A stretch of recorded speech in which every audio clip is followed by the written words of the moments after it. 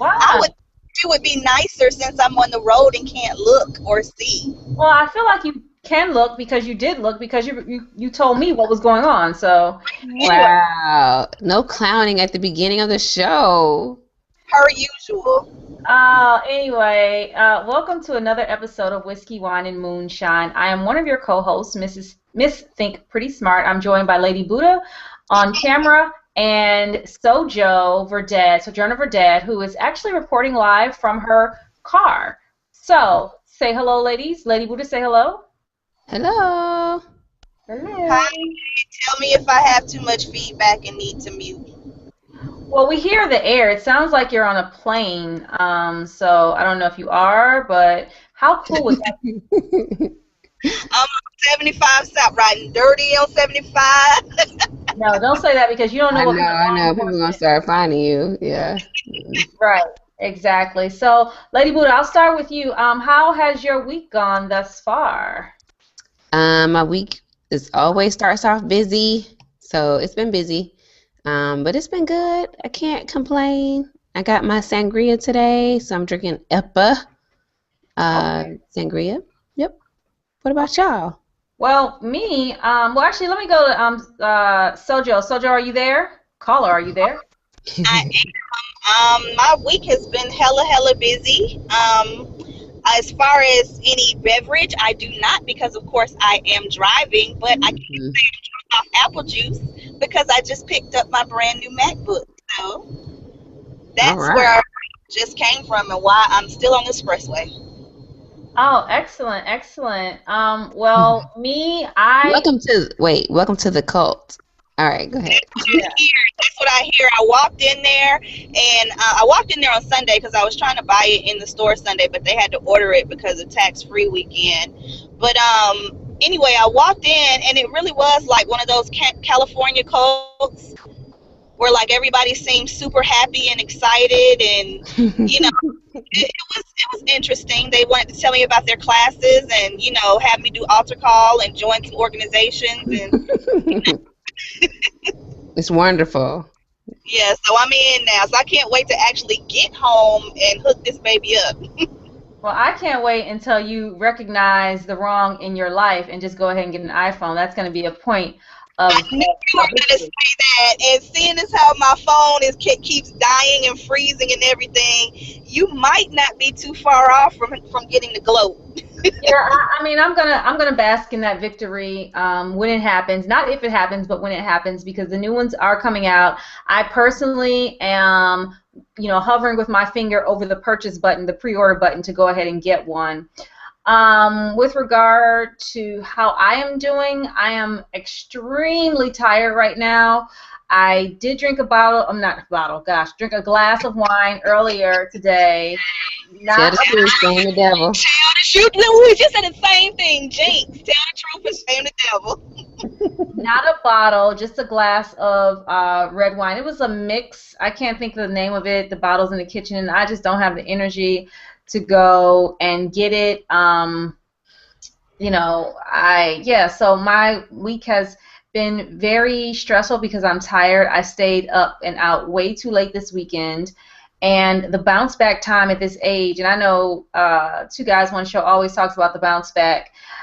Y'all don't shut the hell up. Y'all don't know what the bounce back is. Y'all, I'm 30. I get so tired. Blah, blah, blah. Listen, when it takes you through to Wednesday to bounce back from what you did on Friday, then hit me up. Uh, I that can't wait to probably. So hear. that life, I can't wait because to hear two guys. What you I say, what? can't wait. Cedric?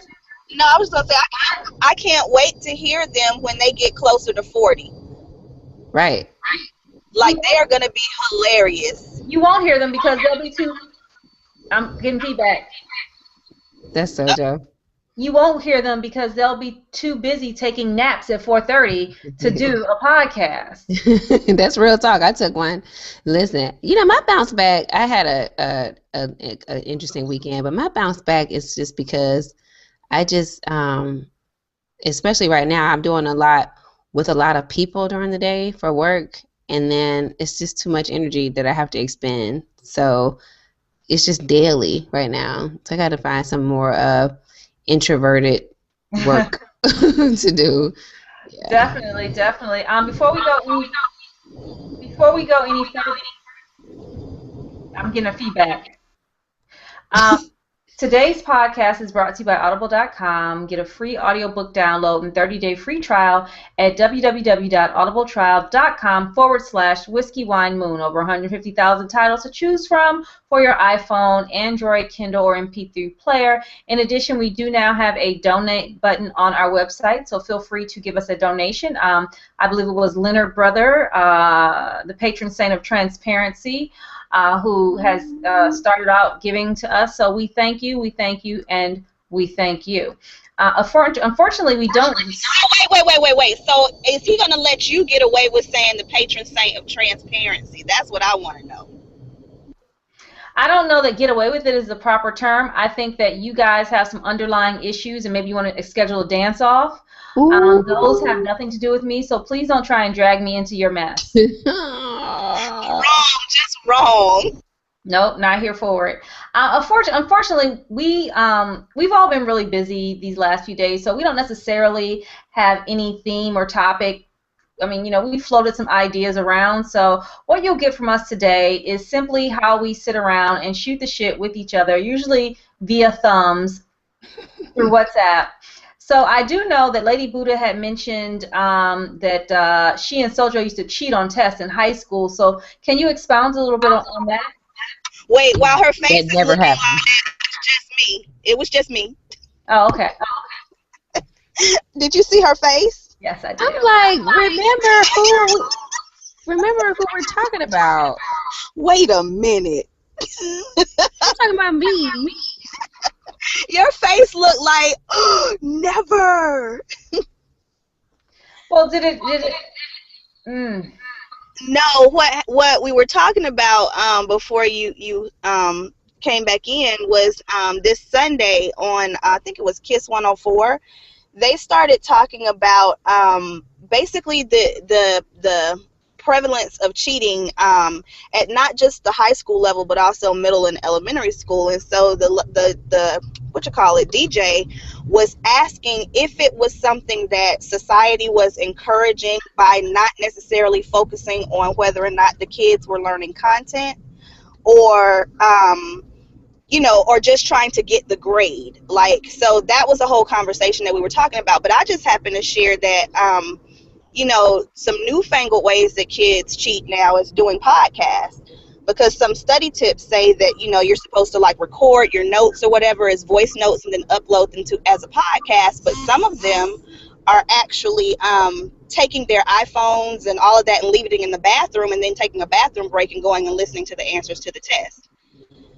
So that's when we got into the high school conversation. And I just said that, yeah, I cheated a time or two when I was in high school, but it wasn't because I didn't know the information. I was just trying to find a new and innovative way to cheat. So that was my motivation.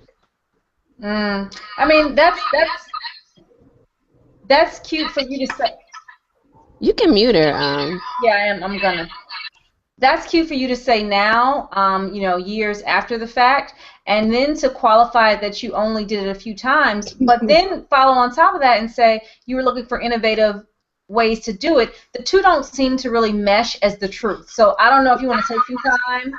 No, it's the absolute truth. I already knew the answers. I just wanted to know, for example, I'm trying to think. One strategy we did was the answers on the hat. I didn't do the answers on the hat, but just seeing if you could get away with it. Because for me, it was the thrill of it. It wasn't that I didn't know. I had classmates that didn't know, and they truly cheated because they didn't know content. I'm saying for myself, I just did. So, I mean, and I think for some kids, some of them don't know, and I think for others, it's the same thing. Can they get away with it? Well,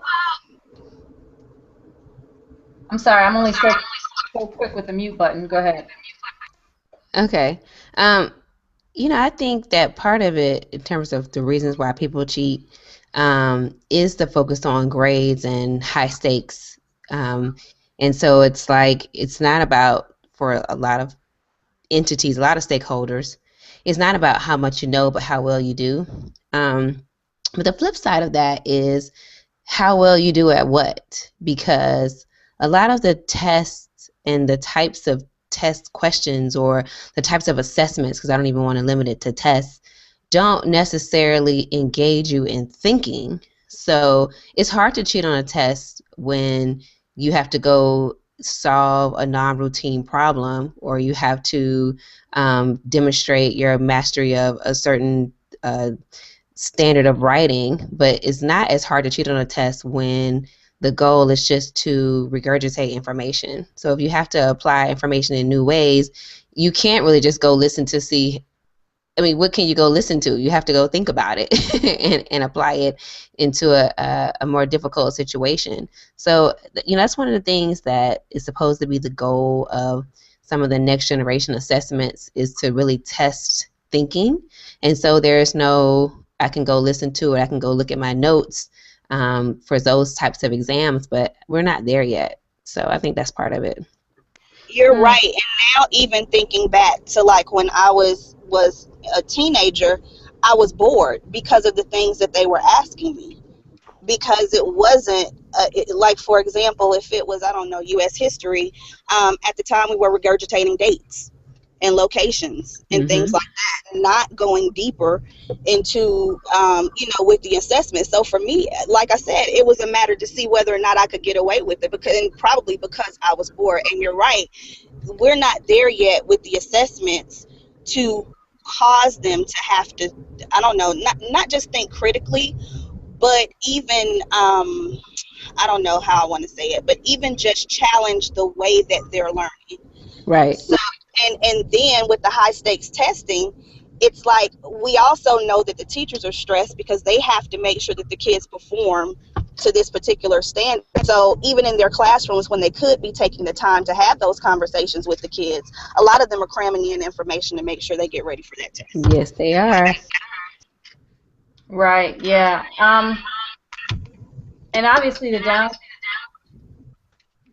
downside of that is that, rote learning does not cause innovation. So I don't know why she muted you, but yeah, rote learning doesn't cause innovation and critical thinking. What we ought to be doing, and I think we've talked about this ad nauseum on the show, is encouraging and teaching kids critical thinking skills. But at the same time, I think part of it is that, you don't have time in the classroom to teach those skills or to encourage those skills. And some people don't have those skills to even be able to teach them. So you have that. Not to mention that in a get-a-job society, people often think, get a job. We don't need you to really think too critically about anything. Just get this job. We need you to be able to make these widgets. We need you to be able to file these files and not really think about the implications of the work that you do. I mean, the time factor is a big thing, because you do hear that a lot as part of the reason why certain types of teaching and certain, does not happen. But it's like, what is it that we value? And I'm not talking about the teachers. I'm talking about all the stakeholders that are in charge of what happens in a school, right? Because part of how much time is allotted to things is a result of educational policy, which is partially the result of what politicians are doing, for instance, at the state and local level, and then partially the result of what happens at the district office, and then what happens at the school building. So you have all these different levels that have all of these different ways to hold teachers accountable or not, curriculum mandates or lack thereof. And so if there's not an expectation that you are going to take your time and teach thinking, because that's important, you're not going to see it. And if there's no way to assess thinking, or if it's not valued in some of these high stakes tests that your job depends on, no, you're not going to spend the time, because you do need to spend the time, quote unquote, doing other things. I had an interesting conversation this weekend with, actually, I was at a family reunion, and I met, members of the soon-to-be in-laws, And one of the conversations we had was about the fact that, there's groups of kids who can't read cursive. Mm-hmm. And he was pretty like taken aback at this idea that, well, how come kids don't learn cursive in school? And I talked to him about the fact that, as a former fourth grade teacher, when cursive used to be taught in third grade, the fact that once high stakes tests in third grade became a gateway grade, some teachers felt like they couldn't spend the time, 15 minutes a day or whatever it was, to teach cursive because it's not going to be on a high stakes test. That's not going to determine whether or not they make it to the fourth grade or whether or not they pass the test. It's not going to be a part of their teacher evaluation. And if you need these extra 15 minutes to do some differentiation or teach some kids something else that they didn't master previously, you're not going to spend it on cursive. So that was one of the first things to go by the wayside. Well, I think going back to the original question about what influences, like what's important, based on what I remember and the companies I no longer work for, what is influential is the dollar. They have lobbyists that work to make sure that states buy into this whole rigorous testing thing. They have lobbyists to make sure that their curriculum meets certain requirements so that school districts will want to choose that curriculum because it is low-key tied to the test. The amount of things that we draw from based on testing data and educational data and these books that we choose is amazing. It always trips me out how people say, oh,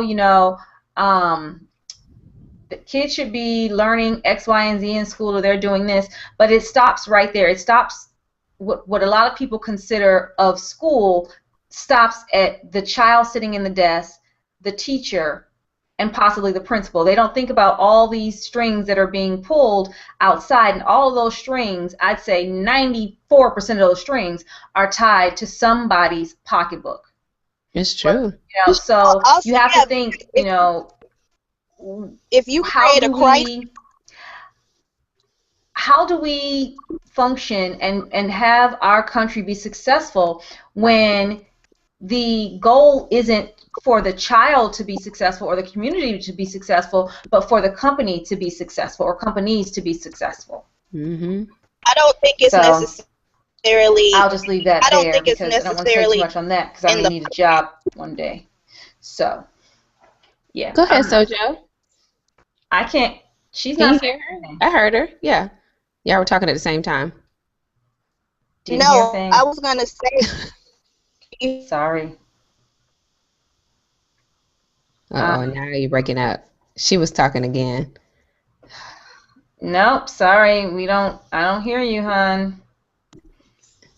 And so if I don't hear, I wonder if she's being heard. I don't know that anybody else. If you're in the chat, let us know if you can hear Sojo because I certainly can.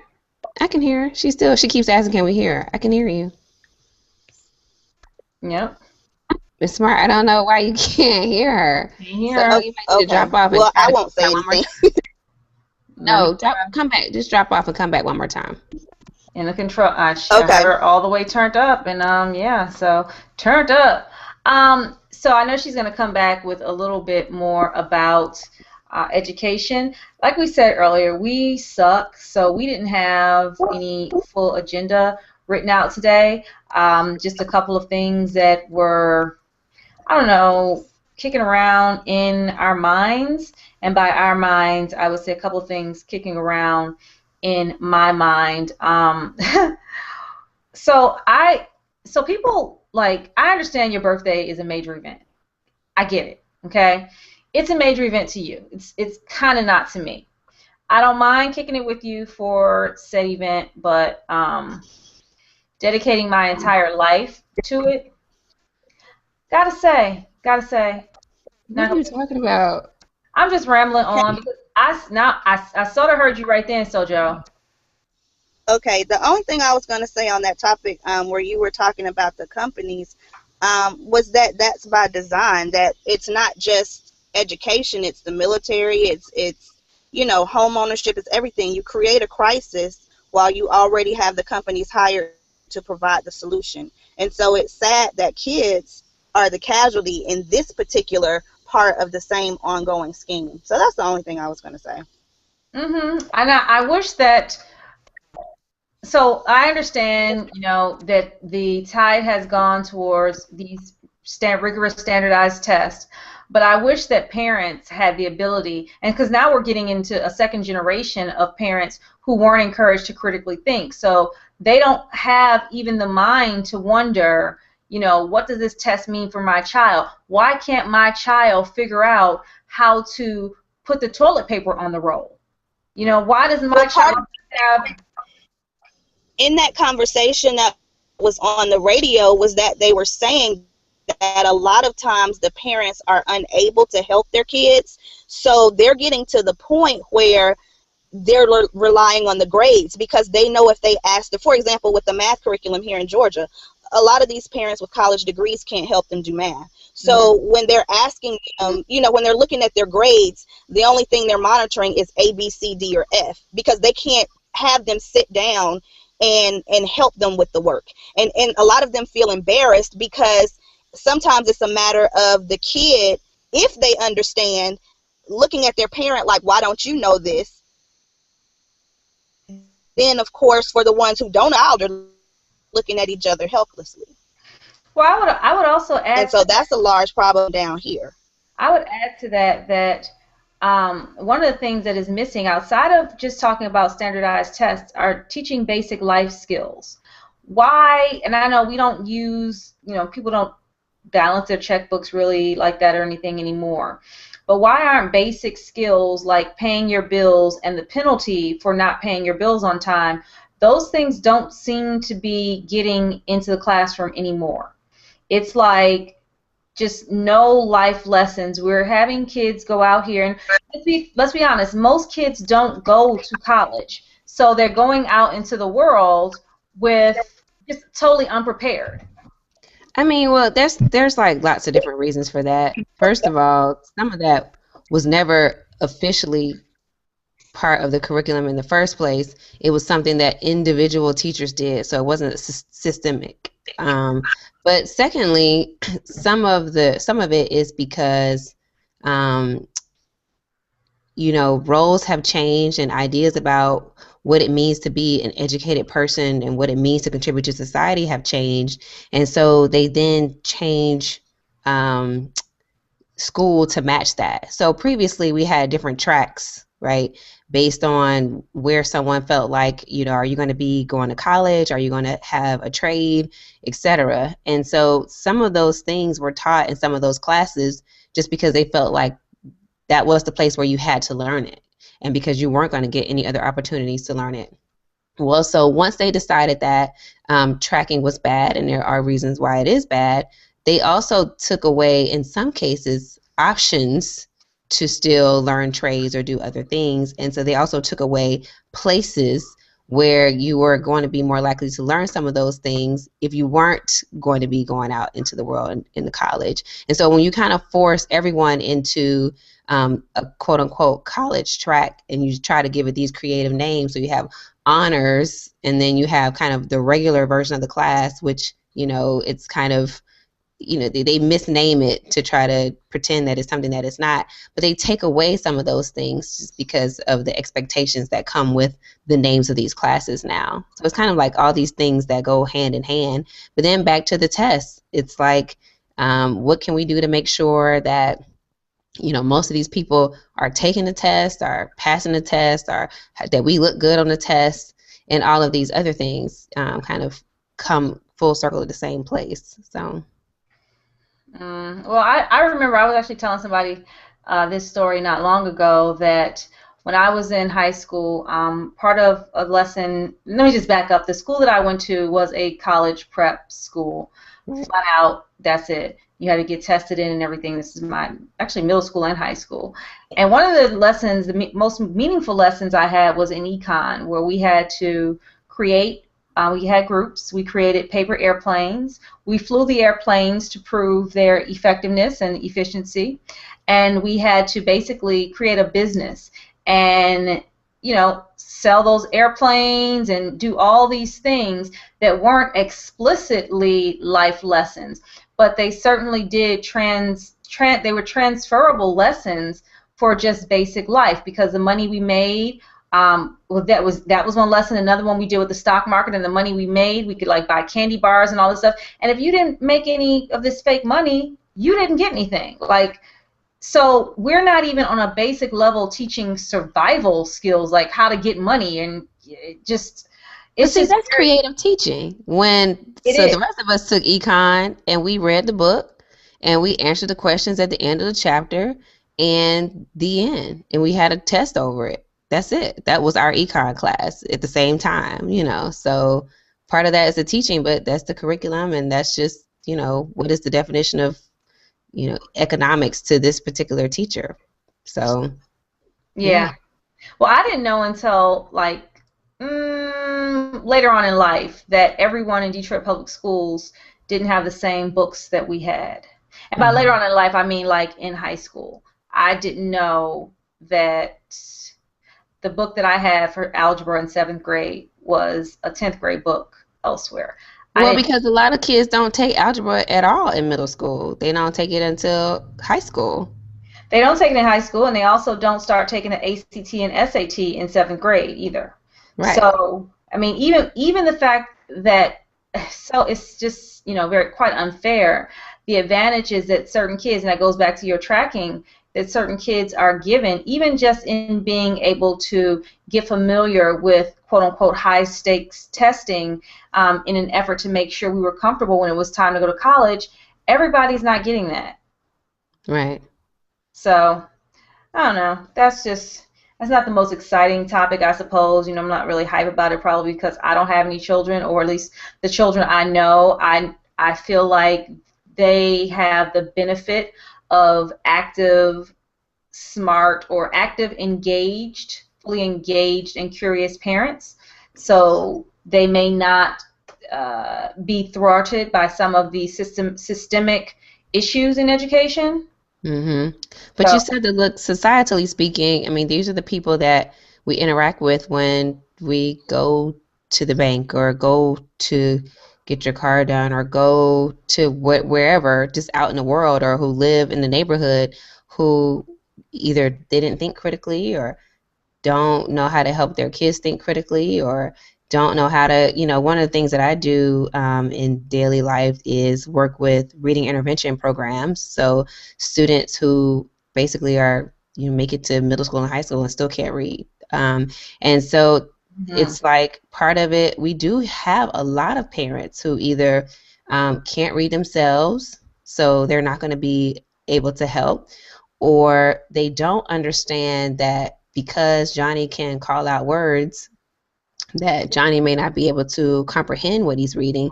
And so they just take a grade that someone may have given him and say, oh, okay, well, but Johnny can read. I've heard him read and he gets good grades. Well, that doesn't mean you can read. It doesn't mean you can make inferences, which is a critical part of deep reading. And it doesn't mean that you can be successful with complex text. It doesn't mean that you can be successful, as you get higher up in the grades, when you start to be held accountable for deeper comprehension. And so they start to see that it happens, but they are surprised or don't believe it, or spend so much time kind of defending their child. And then there's all these places where it just falls down. So I don't know. It's, one of the things that I talk about when I'm working with teachers is asking them, what do they think is the cause of this gap between students who actually graduate high school and take these standardized tests for college and then don't do well on them and aren't really ready for college, even though they've passed all of the requirements for high school. So we have that conversation sometimes, and it's kind of interesting, some of the things they come up with. Well, I think sometimes what we do is, and I had this, I won't say a heated discussion with my mother about this, is we discourage respectful question asking. So we discourage it, and we also give the answer. So if I'm in a classroom and I'll use a Black history lesson, for example, a Black history discussion, and we're talking about all these Black churches that were used to organize during the Civil Rights Movement and prior to that. And then I ask the kids, and assuming I'm in a religious school, how many of you guys go to church once a week? And out of 20 kids, 3 raise their hands, and I say, well, if you don't go to church, how would you guys organize a protest? I would like for those kids to be able to critically think that, well, we have the internet now, we have this, we have that. I don't want to just give them the answer that now that we don't have church, where are we organizing? What is our home base? I really think that we lose a lot by feeding our kids the answers and telling them to shut up and not ask questions respectfully. Oh, definitely. Yeah. So I mean, that's kind of one of the big things. Going back to John Dewey, or even going back to Einstein, they talk about the importance of questions and questioning. And we spend a lot of time, societally speaking, in education on answers and answering, but not on asking good questions, not on formulating good questions, not on teaching kids how to ask questions, not on teaching teachers how to ask good questions that's going to engender thinking, not on teaching parents how to ask their kids good questions, nor how to teach parents how to teach their kids to ask good questions, nor to let them ask questions of them, because it's like, don't ask me questions, just be quiet. So we kind of shut down the questions and then just kind of look for regurgitation and quick answers. And so, yes, societally speaking, we all kind of go down a spiral of, therefore we can't think because we don't know how to ask, we don't know how to inquire, we don't know how to wonder. Well, speaking of questions, I think this is a great time to transition into one of your favorite subjects. Oh, Lord. How is the wedding planning going? Oh, goodness, no comment. But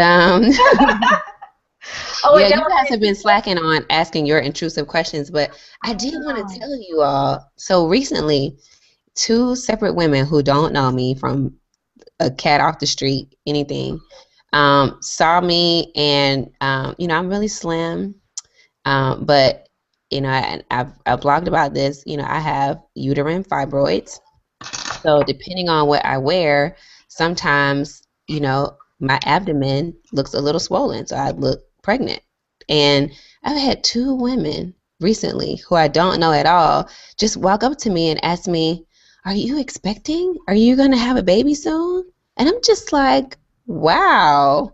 Like, people just really make their mouths just say whatever it is they just want to say. We're not friends. They don't have any background with me.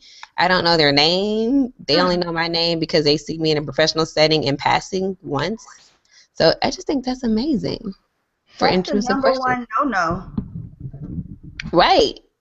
Is it really? Because I gotta tell you, I feel like it is a no-no, but there seem to be so many no-nos that people say yes to. Oh, you eloped, you must be pregnant. Oh, you're 40, you can't have children. Oh, like, it's just like this people don't understand lines of appropriateness. And I think part of that is because, not to blame victims, quote unquote, but sometimes I think people share so much. We've talked about this many times before too. They share so much that people feel like it's okay to walk up to them and ask ridiculous things. And by people who share, I don't mean you in particular, Lady Buddha, but people get this sense that, well, I asked Carlitha about her baby bump. I asked, and or she told me about it, and so therefore this is intrusiveness has become normalized. Right.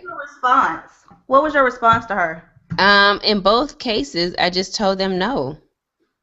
I mean, I said it nicely, and in both cases they were embarrassed because they couldn't now figure out what could be the case, that this obviously very slim fit, got my little semi guns. They're not really guns no more. What do you call them? It's a step below guns.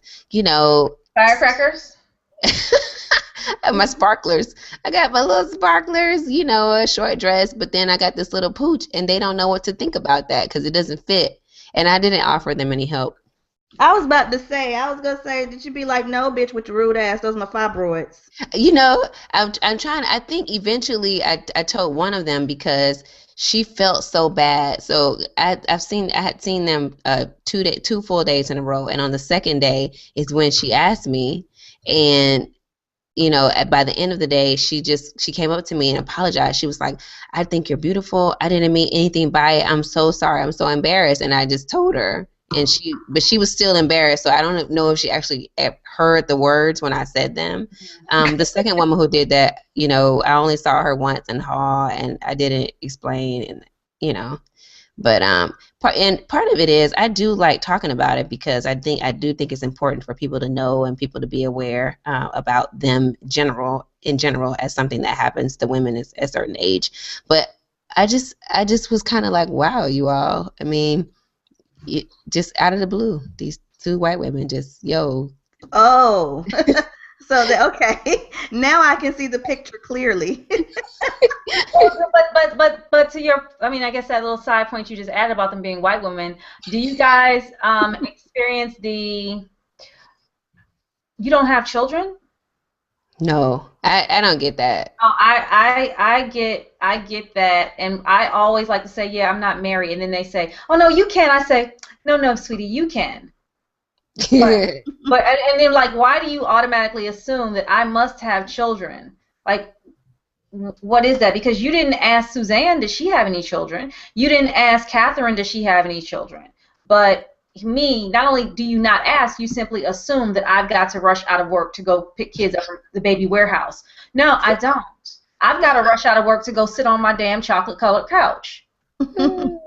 No one's asking about children. Every now and again I'll get people that ask me, was I married or anything like that. But really most people don't ask me a lot about those kinds of things in general. I think they just kind of look at me and see this free spirit and keep it moving. But apparently now a free spirit with a baby bump. Yeah, I don't get the children question. I guess maybe, I don't know. I don't get the children question, which is odd considering what I do. And then I always feel like I have to qualify my expertise,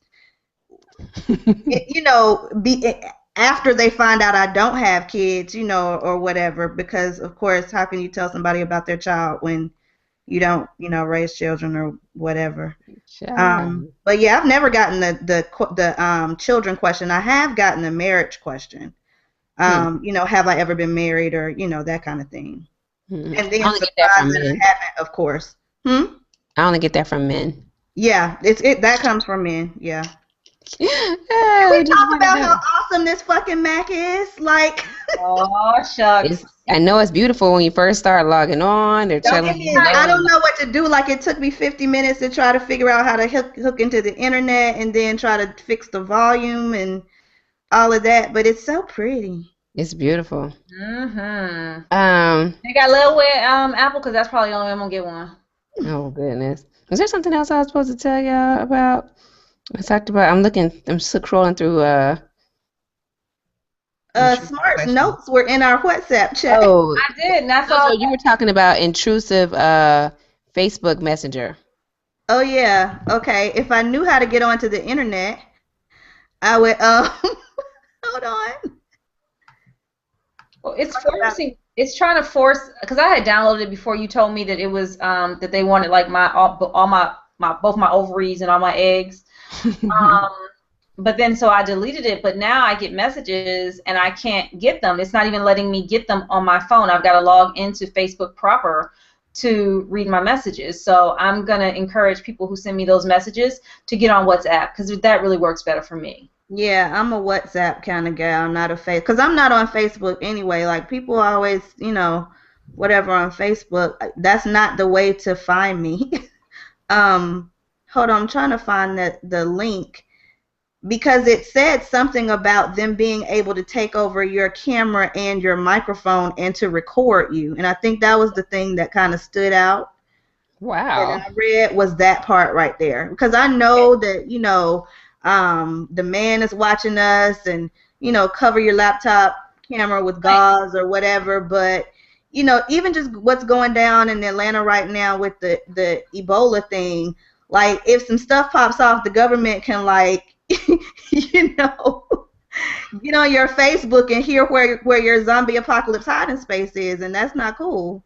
Well, one thing I want to say about the man watching us. So last night I purchased some tickets for this concert, and the receipt came to my email, a Gmail address, and went on, took myself to bed, this morning I went on my way to work. I put my iPhone thingy, hooked it up to my car, and shuffled some music.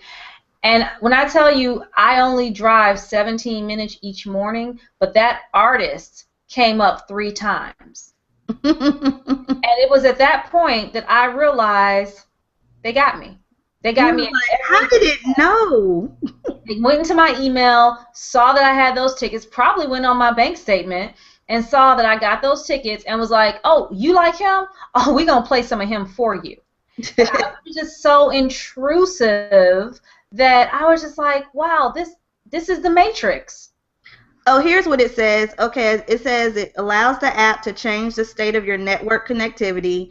It allows the app to call numbers without your intervention. That sounds crazy. Right. And so then they say this may result in unexpected charges or calls. And malicious apps may cost you money by making calls without your confirmation. It allows the app to send SMS messages. So, of course, again, unexpected charges. It allows the app to record audio with microphone at any time without your confirmation. It allows the app to take pictures and videos with the camera at any time without your confirmation. It allows the app to read your phone's call log, including data about incoming and outgoing calls. It also allows apps to save your call log data, which means that malicious apps can share your call log data without your knowledge. It allows them to read data about your contacts. So, I mean, even if you're not using it, somebody who's using Facebook Messenger, you know, now they've got your data, including the frequency in which you've communicated, called, emailed, you know, whatever personal file information stored on your device. Mm-hmm. Now that's, you know, that's also interesting. So the app can identify you and may send your profile information to others. And then access your phone features and get a list of accounts known by the phone. So, you know, like if you're using other apps on the phone, now they know all the apps that you're using. So like WhatsApp, you know what I'm saying? Or if you have multiple accounts like I do, you know, now they know all those too. So, yeah. So then they know our Fitbit, they know our Pink Pad, they know my grocery list for the Wegmans, huh? Right. Yep. Okay. That's cool. That's cool. That's cool. Let me just stop for a second and address some of the comments that we have in the Q&A. Jeffrey from earlier said, what do we mean by bounce back? I think that's when I was talking about having gone out. So Jeffrey, when you make it to a certain age, and you go out and you stay out, I don't know, so 3 o'clock in the morning, not part of your plan. When you were 21, you could get up the next morning and be at the 7:30 church service. You really could. But when you make it to this age, you don't feel good until that next Wednesday or Thursday. Like everything about your life is in disarray because you stayed up till 3 o'clock in the morning several days ago. Okay. And that's what I mean bounce back. Getting to feel like yourself once you have overexerted yourself. Okay? Hold on. Let me, how do I minimize this, Buddha? How do I minimize a screen? I'm sorry. Try escape because I would have to see which screen you're on as you're trying. Oh, that worked. Okay, thank you. Proceed. Jeffrey also said, when I was in school, I never cheated on my schoolwork. I worked hard for my diploma. I was a straight A student and graduated from high school in 2011. That is very good because you don't want to be in the same boat as certain people on this podcast.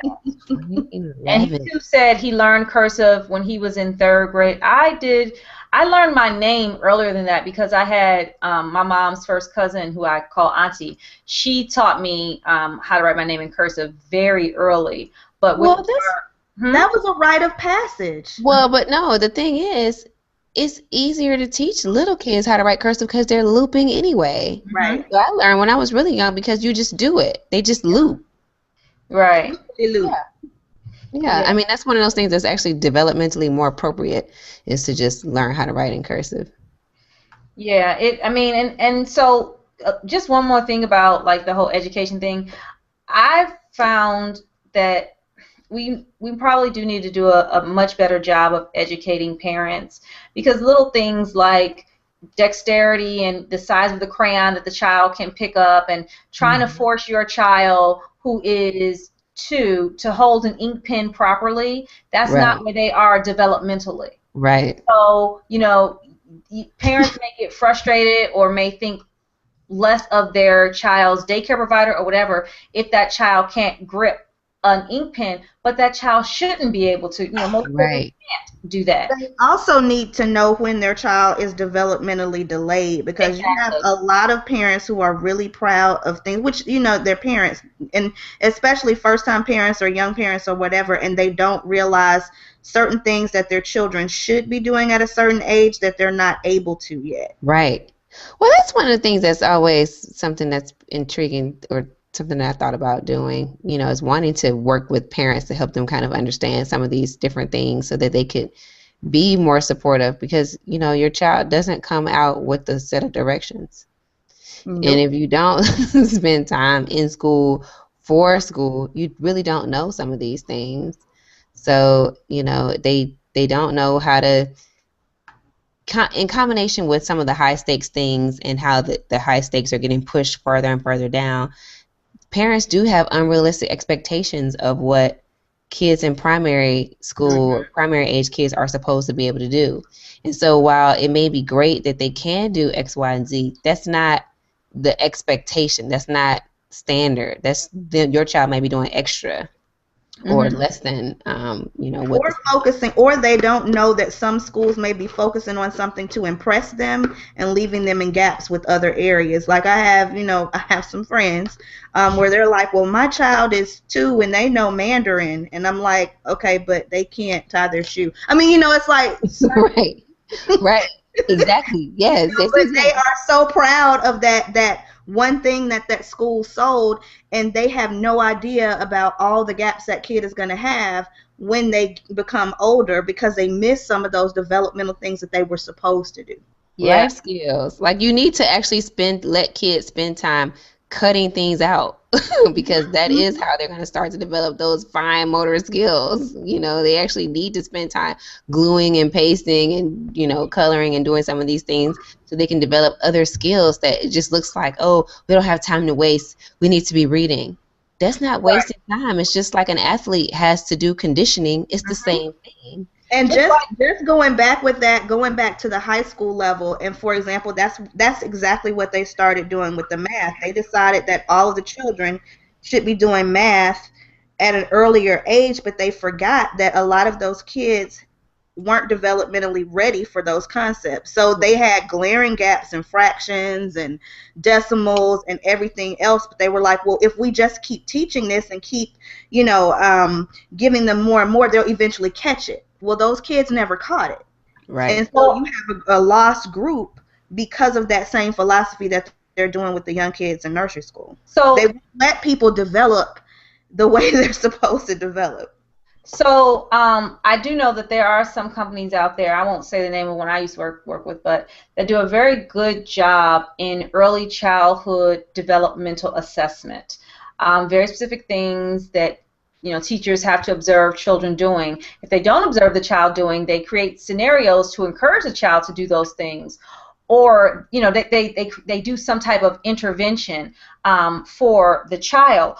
With regard to math, I've seen many times where parents in particular don't understand a child stacking blocks is a mathematical skill. Or school districts not understanding that letting your 2nd, 3rd, 4th graders take music lessons is great for fractions. Right. Or parents not understanding, letting your children cook with recipes, even if what they cook, maybe you don't have the money for them to cook something expensive, but, having them fix scrambled eggs and using a measuring cup is a great exercise in fractions. Having a child literally write down what it takes to make a sandwich is a great exercise in sequencing. Because, if the child says, oh, I take out the bread and put the peanut butter on the bread. Well, what do you put the peanut butter on there with? Or wait a minute, where do you get the bread from? Those are things that a parent can do in the house that are helpful to that parent. The child is being helpful to the parent, but the child is also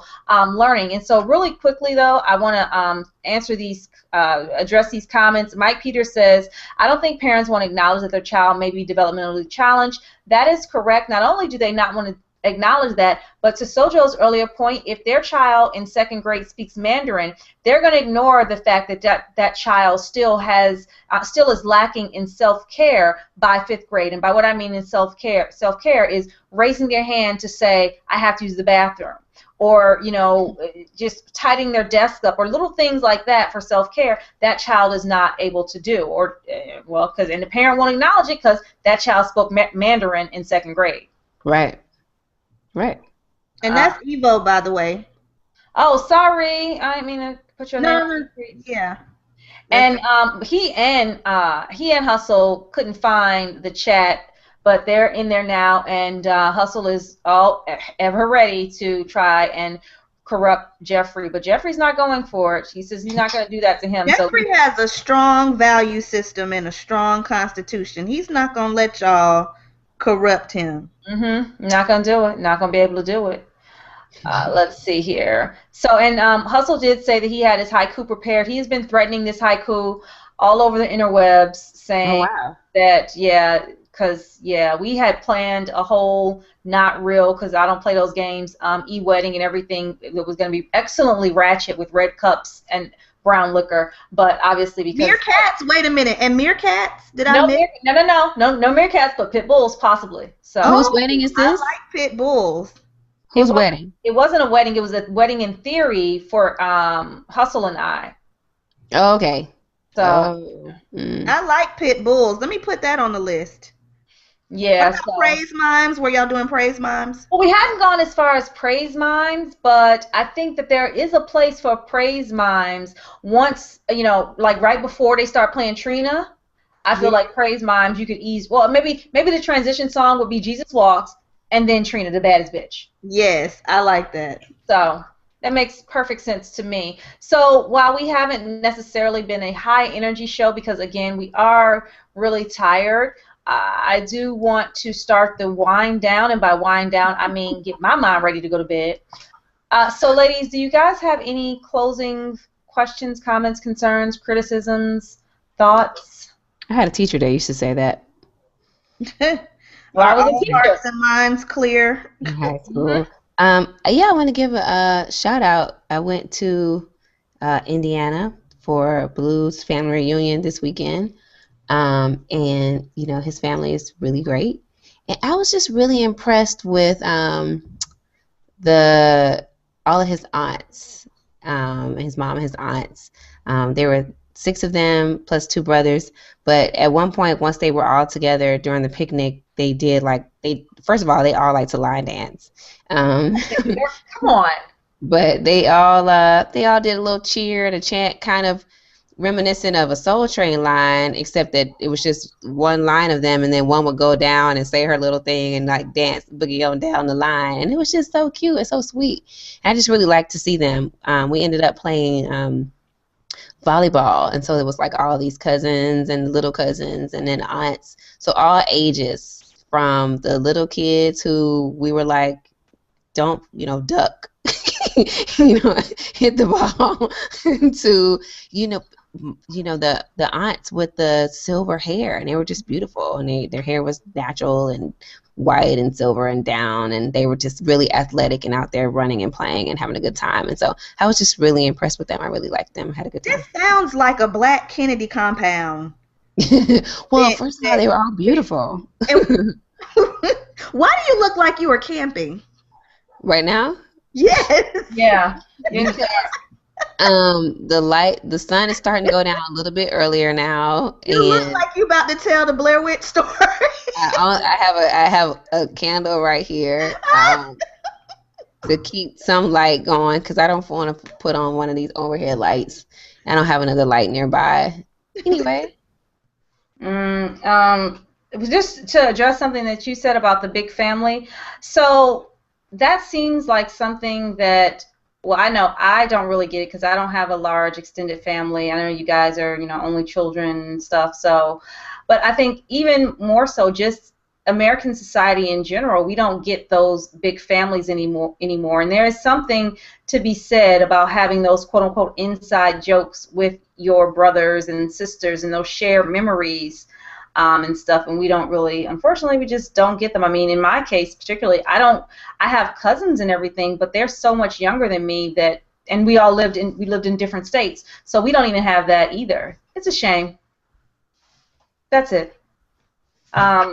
With regard to my cheers, I like to say cheers to those people who respect my sleep enough to get me home, get me in before 10. And that would probably not include any of my friends because they're all assholes who don't respect my time, my need for sleep. And so I don't want to send a cheers to them. I want to send an Earl to them, a around the toilet bowl Earl to them. Because they're horrible people. What are you going through over there today, Miss Smart?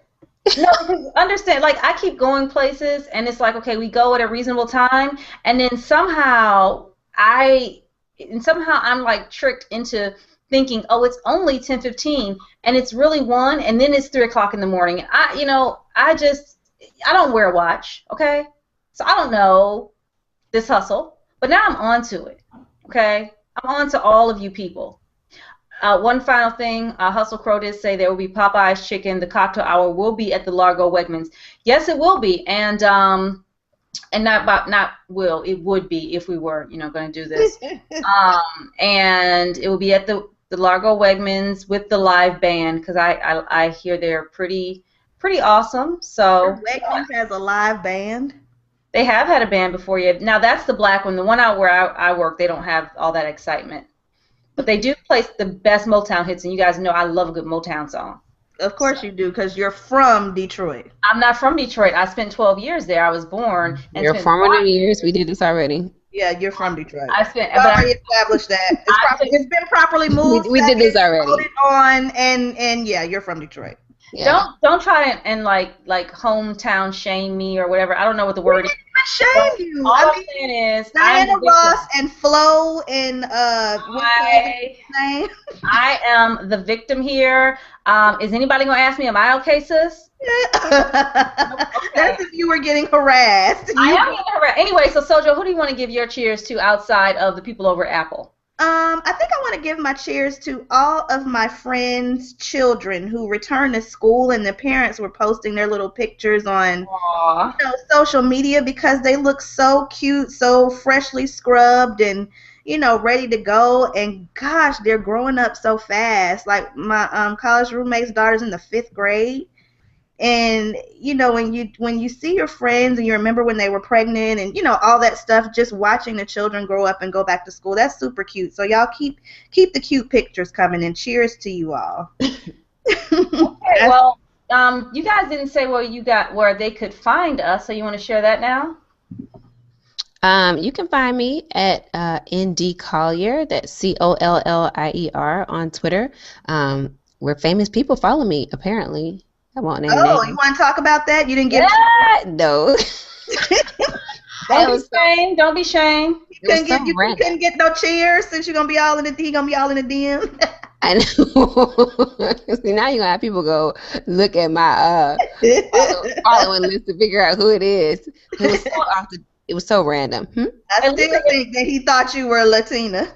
Yeah, at least acknowledge your Dominican roots. Right. Real or fake. I'm not playing with y'all. And then you can also find me at Coco Studio, COCO Studio, singular, just one, cocostudio.com. And what about you, Sojo?